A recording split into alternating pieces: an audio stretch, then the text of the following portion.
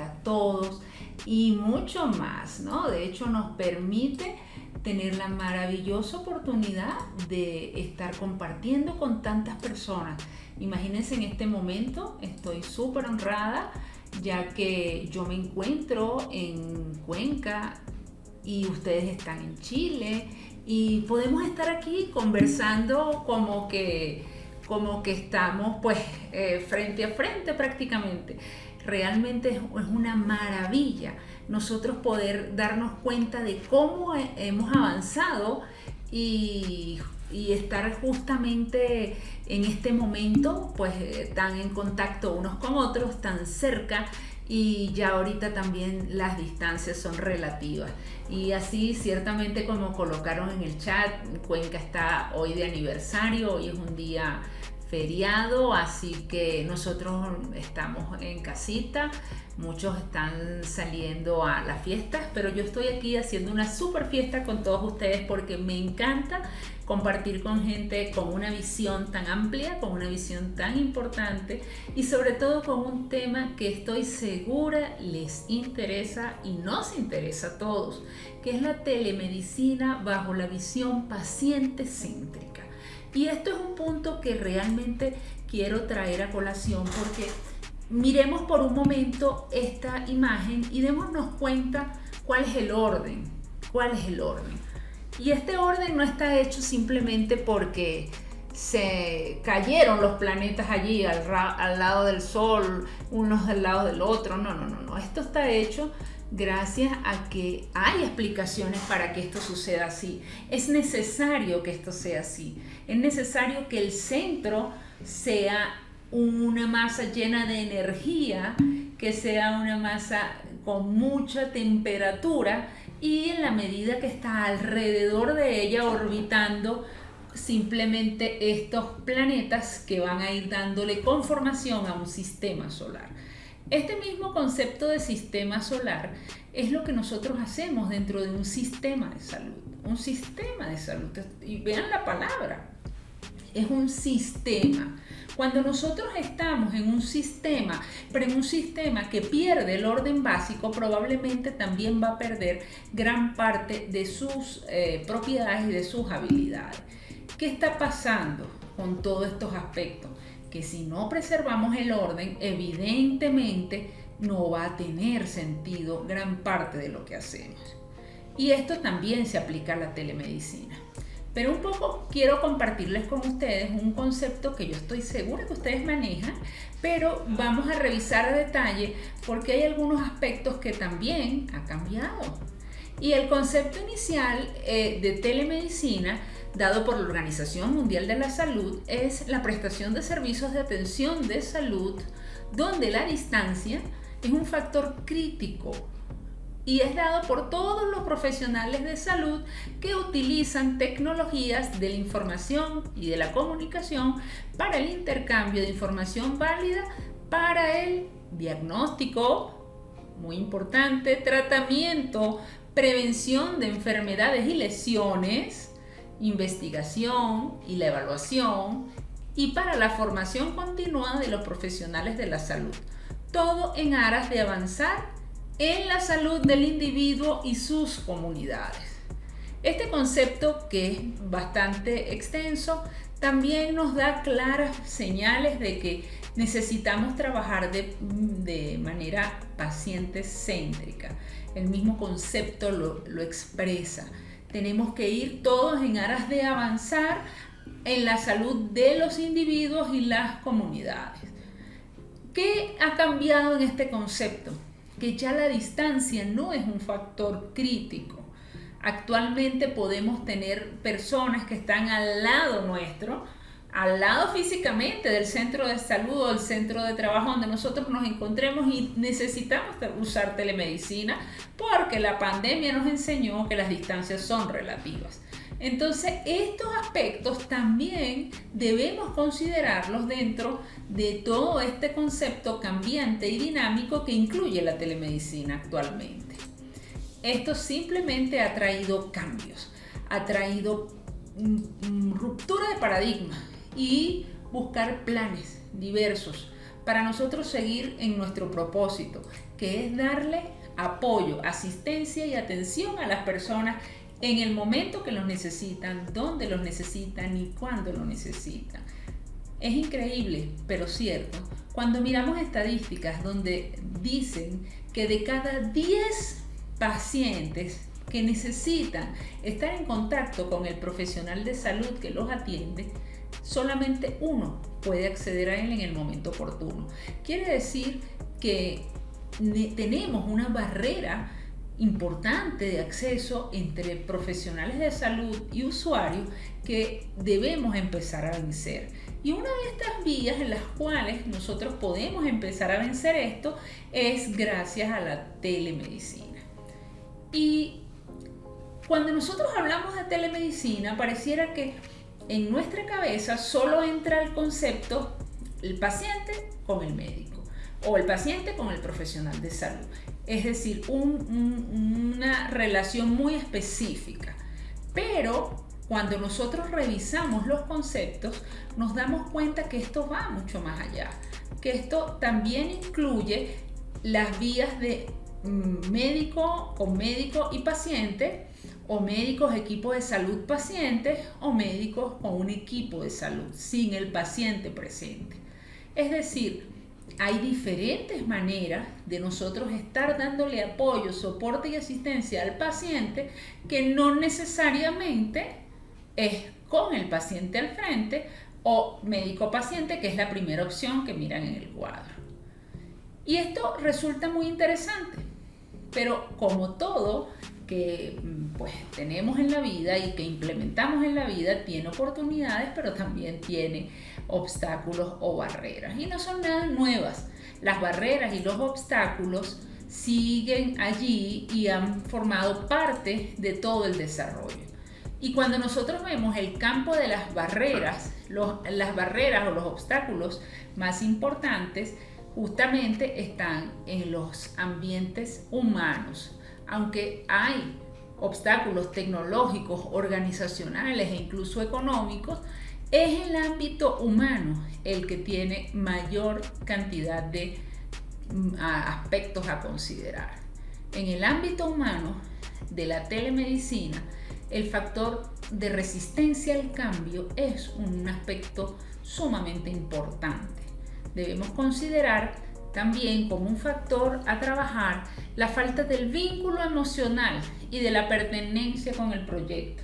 Cosa que estoy segura que los que están presentes en esta formación y en esta clase no es su problema, porque gracias a que ustedes tienen gran identificación de pertenencia con este proyecto y un vínculo emocional es que están aquí, definitivamente. También el grado de competencia individual que tengan las personas en los entornos informáticos o las habilidades para desarrollarlo con fluidez, con seguridad. Y esto, señores, se obtiene con entrenamiento, se obtiene simplemente entrenando. Al igual que nos hemos entrenado en montones de cosas que hacemos en nuestra práctica clínica. Las opiniones previas sobre la telemedicina son un fantasma que pues hurga en la cabeza de muchos a la hora de iniciar en esta área. El escepticismo ante determinados tipos de pruebas pilotos, que pues muchos no están a favor de ellas, simplemente incluso otros lo ven como un exceso de trabajo. Hay entornos que les parecerá increíble, pero hay entornos donde los profesionales de salud tienen que ser prácticamente coercionados, obligados a usar telemedicina porque no están ganados a la idea. En una discusión reciente sobre este tema, yo les explicaba a algún grupo de trabajo que el tema de la telemedicina y la resistencia al cambio que muchos profesionales de salud pueden presentar está relacionada con el desconocimiento. En el momento de que aprendan las técnicas, aprendan las formas, las vías, esto se va mejorando. Así como cambiarse a un ambiente nuevo, que toda novedad da cierto grado de inseguridad, y los distintos intereses, preocupaciones y prioridades que los profesionales tienen al momento de hacerla efectiva. Cuando nosotros vemos esto, pareciera como que el panorama no resulta muy alentador y diríamos, wow, entonces tenemos tantos obstáculos. Sí, obstáculos, pero que son humanos, que podemos trabajarlos y que podemos mejorarlos, y eso realmente nos da una gran oportunidad. Por otro lado, estos obstáculos, cuando hablamos incluso de una gran oportunidad para todos los profesionales de salud a través de la telemedicina, como es la telemedicina transfronteriza, también aparecen grandes obstáculos. Y miramos que, por ejemplo, en este reporte muy recientemente sacado por el Banco Interamericano de Desarrollo, ellos hablan de las barreras y los facilitadores para el estado del arte sobre la telemedicina internacional o la telemedicina transfronteriza. Y si nos ponemos a ver, gran parte de todas estas barreras están dadas por el ámbito humano. Así como hay facilitadores humanos, hay muchas barreras humanas que hay que trabajar. Y por eso es tan importante que ustedes estén aquí, que se estén sumando a estas iniciativas, que estén en formación, porque esta es la manera de nosotros vencer de manera real el obstáculo humano que nos aleja de esta maravillosa herramienta que puede ayudar a muchos. Pero cuando vemos todo este tipo de obstáculos, uno podría preguntarse, ¿y entonces el panorama es tan gris? La situación es tan compleja y ¿realmente esto va a poder ser aplicable? Y viene la pregunta de cómo superarlo. Porque si tenemos un obstáculo, el tema es cómo lo superamos. Y una de las formas de superarlo es tener una metodología, un paso a paso que nos permita ir llevando de manera organizada esa estructura de trabajo para que sea efectiva. Es como cuando no sabemos cocinar y que nos dicen, bueno, sigue la receta, y uno quiere hacer las cosas, bueno, pero es que a mí me gusta así, me gusta así, y empieza a cambiar la receta. Y entonces, bueno, le sale buenísimo el plato una sola vez, porque a la segunda vez, como no siguieron receta, ya no saben cambiar las proporciones, cambian el orden, y es un desastre realmente porque no seguimos la receta. Entonces, cuando se sigue una metodología, un paso a paso, podemos ir guiados con la seguridad y la tranquilidad de que vamos a tener mayor probabilidad de éxito. Este paso a paso, yo les puedo confesar que no existía, no estaba escrito, no había una receta, como probablemente no hay muchas recetas para muchas cosas que hacemos en la práctica clínica. Mas, sin embargo, tenemos algunas directrices generales. Tampoco hay una metodología. ¿Cómo hago telemedicina? ¿Cómo empiezo, incluso si soy un profesional que está desde cero y quiero hacer incluso telemedicina transfronteriza? Quiero darme a conocer, quiero darle al mundo todas estas herramientas, pero no sé cómo hacerlo. Entonces, esto nos permite trabajar por un momento desde una visión mucho más amplia, y me gustaría que colocaran en el chat si ustedes dentro de su perspectiva piensan en esta posibilidad, telemedicina transfronteriza. ¿Esto entra dentro de sus cabecitas en este momento? ¿Esta posibilidad existe? Voy a trabajar con telemedicina, incluso llegar a hacerlo transfronteras. Colócame en el chat, a ver, ¿quiénes están pensando en esta opción? Porque esto también va a depender mucho de la motivación que ustedes tengan para hacerlo y de todas las herramientas que puedan adquirir. Yo les puedo decir con plena confianza que lo que necesitan aprender para hacer una telemedicina ELSA, que es lo que nosotros, el acróstico que he colocado para la telemedicina que el mundo necesita ahora, que es una medicina ética, legal, segura y accesible, por eso la llamo ELSA. Esos conocimientos son de mucho más fácil adquisición que todos los conocimientos que ustedes han adquirido para ejercer sus especialidades desde el momento que tuvieron que estudiarla y para poder ejercerla de manera efectiva. Entonces, esto es importante que lo tengamos en cuenta. ¿Cómo empezamos esta metodología? Nosotros hemos trabajado con un método de nuestra autoría, que es el método PCP, ¿Por qué lo llamamos método PSP? Porque está dado por 3 fases. La fase de preconsulta, la fase de consulta y la fase de postconsulta. Esta metodología centra al paciente como el eje de todo el ejercicio en telemedicina.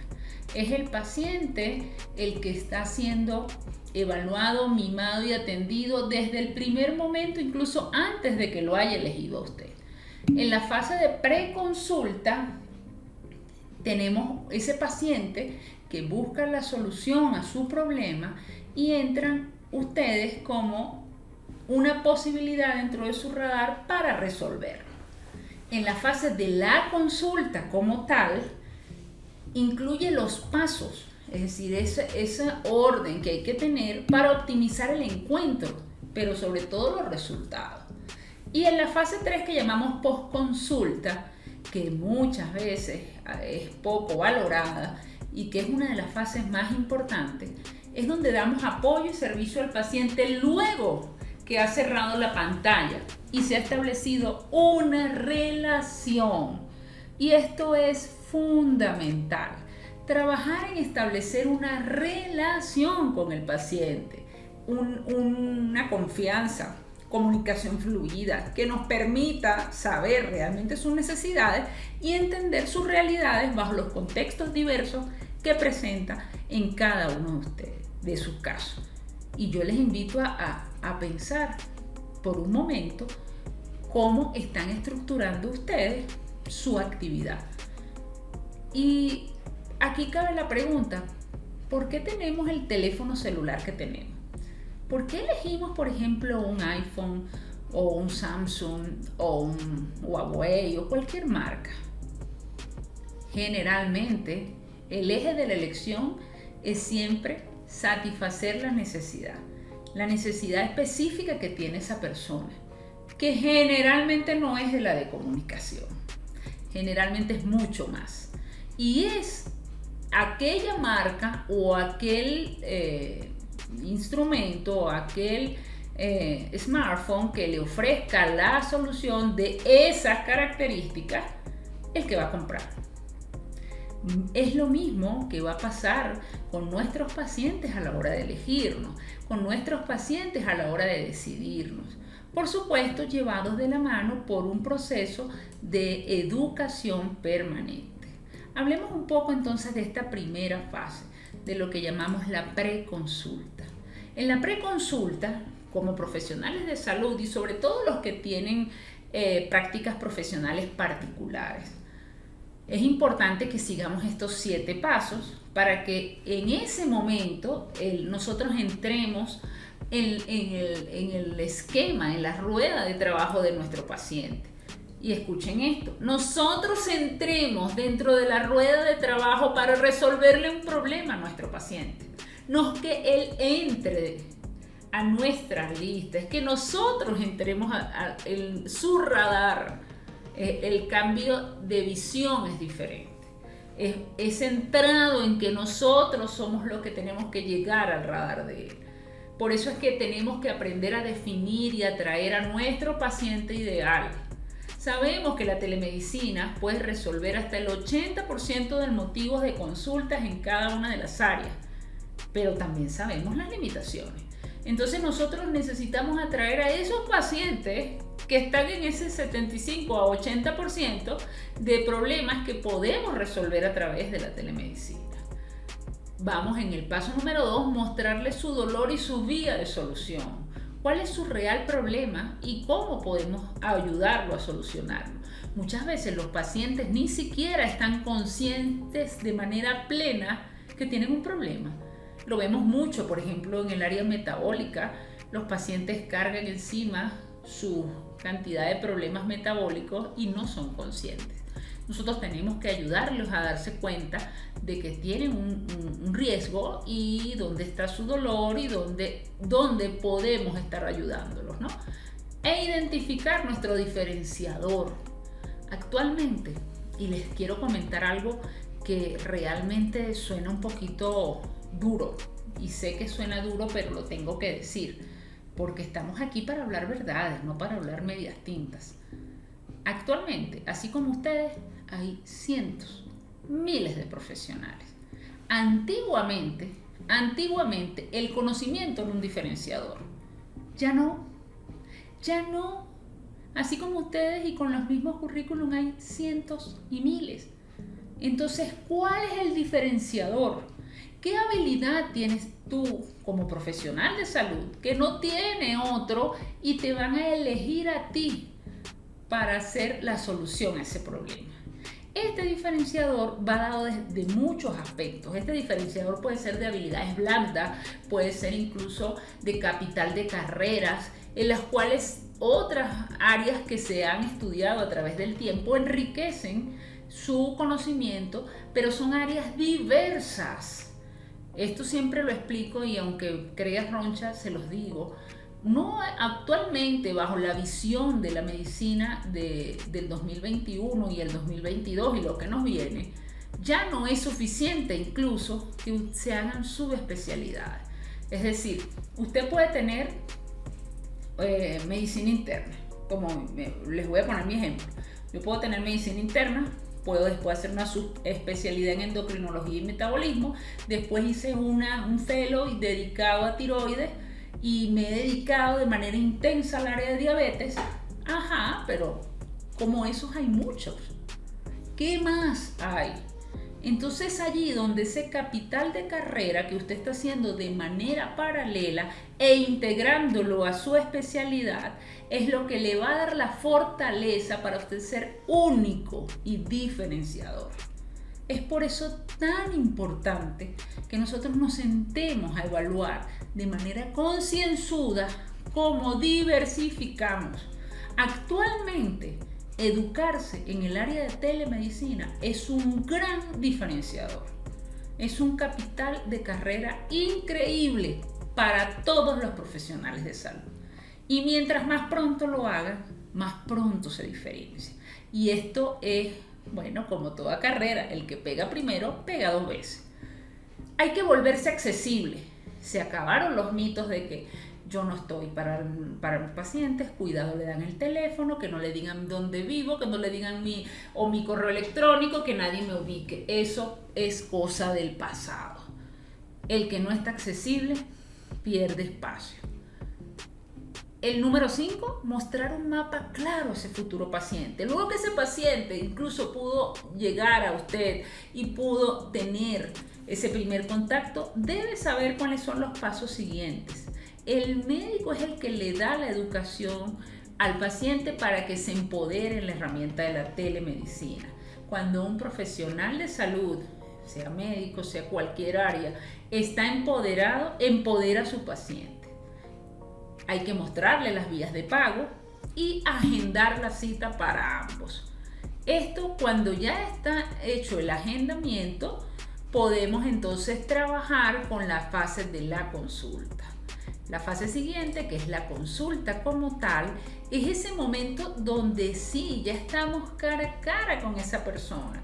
Ya esta persona está frente al profesional y va en busca de la solución de ese problema. Muy bien, en esta fase recibimos siempre al paciente cuidando el ambiente terapéutico, cuidando todos los detalles que ese paciente va a percibir. Esto es muy importante, el ambiente terapéutico. El paciente tiene que sentir que está conectado en una consulta, está conectado con un profesional de salud. Por eso el ambiente terapéutico es clave y hay que cuidar todos los detalles para que no haya duda ese paciente de dónde está y con quién está. Muy importante. Hablar el punto siguiente del consentimiento informado, uno de los pilares fundamentales de la telemedicina ética y legal y segura. Es indispensable el consentimiento informado. Aquí no podemos saltarnos este paso. Usar el rapport, darle un tiempo a esa identificación, a vencer la barrera comunicacional, a romper el hielo. Esa persona está buscando una ayuda y usted se la va a dar. Entonces necesitamos que se sienta con alguien cercano, que se sienta que está hablando con una persona que realmente está dispuesta a apoyarle a resolver su situación. Hay que hacer una historia clínica detallada y esta historia, señores, debe hacerse en ambientes digitales de seguridad. Aquí el tema de seguridad es indispensable. Si usted como profesional de salud es evaluado desde el punto de vista legal por un tema de telemedicina, usted va a tener como herramienta de defensa no solamente la historia, sino el resguardo de la misma. Es un tema indispensable. Esto es tan delicado que por esa razón insistimos que la telemedicina no debe hacerse ni por WhatsApp ni por ninguna de las plataformas que no son de telemedicina, ya que los datos que nosotros manejamos en las historias clínicas debe hacerse a través de sistemas de seguridad, incluso de mayor garantía que los mismos datos bancarios. Son tan o más sensibles los datos de salud que los datos bancarios. Por otro lado, informarle al paciente el plan de acción, para dónde va, cuáles son los pasos a seguir, cuáles son sus acciones luego de este encuentro, ofrecerles canales de servicio donde el paciente puede hacerse análisis, donde puede hacerse adquirir algún accesorio o algún fármaco, etcétera, etcétera, que necesite, y darle una garantía.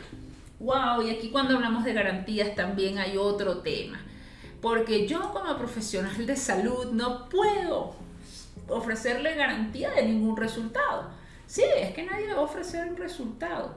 Le vamos a dar la garantía de que vamos a estar apoyándolo en el proceso y de que yo voy a estar aquí por usted durante X tiempo. Es decir, esta consulta le permite a usted poder hacer algunas preguntas o tomar algunas dudas durante tantos días. La persona sepa con quién está y de dónde está trabajando.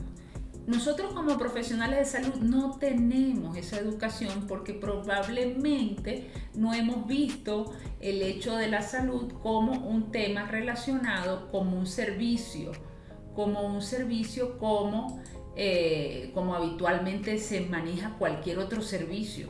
Un servicio por ejemplo, de un delivery o un servicio de su carro que usted lo está colocando en mantenimiento, usted le hace usted tiene una garantía de ese servicio.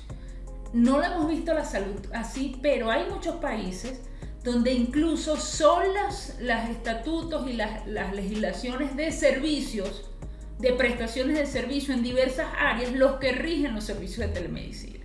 Es decir, debe mantenerse el mismo principio. Y es un tema interesante, es un tema bastante interesante. Luego que cerramos la pantalla, viene la postconsulta. ¿Qué pasa después? Pues nosotros debemos enviarle material médico al paciente, si necesita, por ejemplo, las recetas, algún informe, todo esto va en la postconsulta. Los materiales informativos que el paciente puede estar necesitando, responder las dudas, porque muchas veces incluso la persona, el tema de las personas que, bueno, estaba solo, mi hija tiene una pregunta, no entendí tal cosa, en fin. Y trabajar con una encuesta de satisfacción, porque nosotros no solamente estamos llenando un número, atendí a tantos pacientes, no. Tenemos que saber cuál es la satisfacción que ese usuario ha tenido de nuestro servicio. Hay que hacer encuestas de satisfacción, hay que también ofrecerle a ese paciente un acercamiento según cada vía de línea usada para nosotros poder estar una nueva agenda, para que agende una nueva cita, para que esté en contacto con nosotros o con cualquier otro componente del servicio de salud. Hay un aspecto importante que también se incluye en esta metodología, que es pedir un testimonio. Muchos pacientes y generalmente en la parte pública no lo hacemos, pero es importante que el paciente verbalice su testimonio, porque esto le da al paciente seguridad y les da al paciente confianza. Y sobre todo es una medida de nosotros tener claro cómo está el compromiso y la relación de ese paciente. Sobre todo y más en especial en áreas como las que ustedes manejan, que son pacientes de rehabilitación, que son pacientes donde tienen que ir una y otra vez. Es importante que ustedes tengan mediciones de satisfacción y que el paciente les exprese de manera explícita cómo va su progreso, porque eso los compromete. Y esos son mecanismos asociados al inconsciente que van a hacer que su compromiso en su recuperación total de su condición de salud, sobre todo y de manera muy específica en pacientes con patologías crónicas, pero también vale para pacientes de patología aguda, mejore su resultado final, mejoren su adherencia. Y esto es parte de lo que nosotros también debemos cuidar. Y trabajar acercándonos a ellos, a darles vía de agendamiento y a poderlos poner en contacto nuevamente, bien sea con nosotros o con cualquiera del equipo de salud que le está atendiendo si necesita una nueva cita o un acercamiento en general. Esta metodología funciona y muchos se estarán preguntando, bueno, muy bien, pero ¿y eso sirve? Les voy a mostrar los resultados de un trabajo que se hizo con esta metodología, siguiendo el paso a paso en los pacientes y qué opinaban los pacientes. Cuando nosotros hicimos esta metodología, pues la validamos en los pacientes que usábamos y le preguntábamos qué fue lo que más les había gustado de la consulta, y se dan cuenta que fue clara, concreta, precisa, el profesionalismo, que no hay tiempos de espera. Entonces estos son detalles que los pacientes valoran enormemente. La seguridad y la rapidez al encontrar la historia clínica, la atención, el entendimiento, esto es muy importante. Cuando usamos esta metodología, le preguntábamos a los pacientes si esa consulta en línea había resuelto la situación de salud por la cual la solicitó. Y el 93.8% dijo que sí, y parcialmente el resto. O sea, esta metodología les da una tasa muy interesante de satisfacción y de resolución del problema. Por otro lado, le preguntábamos si volveríamos a usar esta metodología y el 100% decía que sí. Y si recomendarían ese servicio a familiares y amigos, y también. Por otro lado, cuando entrenamos a los profesionales de salud con este tipo de metodología, ya a las 3 semanas de entrenamiento, el 78% estaba haciendo telemedicina. El 11% lo iba a hacer esa semana y el otro 11% los próximos 15 días. Es decir, vencíamos la barrera de no puedo, es difícil, qué complicado. No, porque seguíamos una metodología. Es decir, tener una metodología, un paso a paso, nos acerca al paciente, nos da una satisfacción de servicio al paciente, pero también le da seguridad y empodera a los profesionales. En conclusión, podemos decir que la telemedicina es un servicio de salud que llegó para quedarse. Va a beneficiar tanto a profesionales de salud, sistemas de salud, pero sobre todo y de manera especialísima a los pacientes. Y que las barreras de su uso deben ser trabajadas a todo nivel. Pero si el ámbito humano, que es lo que está en las manos de cada uno de nosotros, lo trabajamos, pues vamos a tener el camino más fácil. Hay maneras de lograrlo efectivo, sencillo y humano. Y en vista de su paciencia, la cual le agradezco y que estén todos aquí, pues les he traído un pequeño obsequio y les quiero invitar a ser parte del futuro que llegó para quedarse, la telemedicina, y les voy a dar esta guía, esta pequeña guía de obsequio, la cual van a poder descargar de manera totalmente gratuita en este enlace, bit.ly/10-obstáculos-telemedicina. Es una pequeña guía que escribimos hace algún tiempo para hablar con los profesionales de salud y mostrarles sus obstáculos y cómo pueden solucionarlo. Que realmente, ya que sabemos que el obstáculo humano es una de las barreras principales, pues debemos trabajar intensamente en ello. Pues espero que esta información le haya sido de utilidad y quedo totalmente a su disposición para preguntas, dudas, comentarios o afiliados.